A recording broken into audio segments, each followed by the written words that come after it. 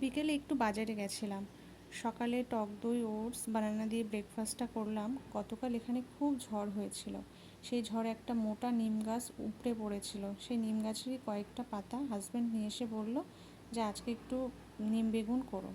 যেহেতু আরাধ্যার স্কুলে summer vacation পড়ে গেছে, আমরাও খুব তাড়াতাড়ি বাড়িতে চলে যাব, তাই জন্য বাজার খুব সামান্য কিছুই করেছে যাতে করে এই 2-4 দিন হয়ে যায়।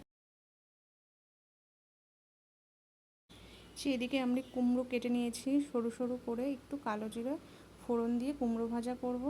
আর কুমড়ো ভাজার সঙ্গে না একটু পেঁয়াজ দিলে আমার কাছে খুব ভালো লাগে, কুমড়োটা খেতে আরও টেস্ট হয়। যদিও কুমড়োটার টেস্ট মোটামুটি ছিল, দেখতে যতটা ভালো ছিল টেস্ট তার থেকে একটু কম ছিল, কিন্তু তবুও ভালোই ছিল।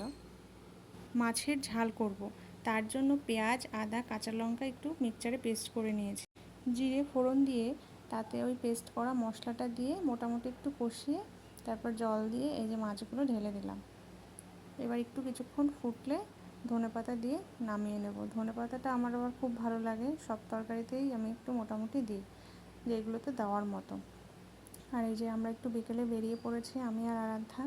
একটা পাশে আমাদের মল রয়েছে, সেই মলে গেছি।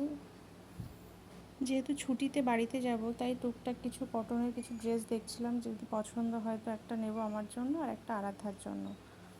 এখন তো প্রায় দিন ঝড় বৃষ্টি হচ্ছে, বিকেলে বাইরে দেখলাম হঠাৎ করে মেঘ বৃষ্টি, তার জন্য তাড়াতাড়ি চলে এলাম। আর আসার সময় একটু চপ নিয়ে এলাম। এই যে হাজব্যান্ড অফিস থেকে এসেও একটু কাজ করছে,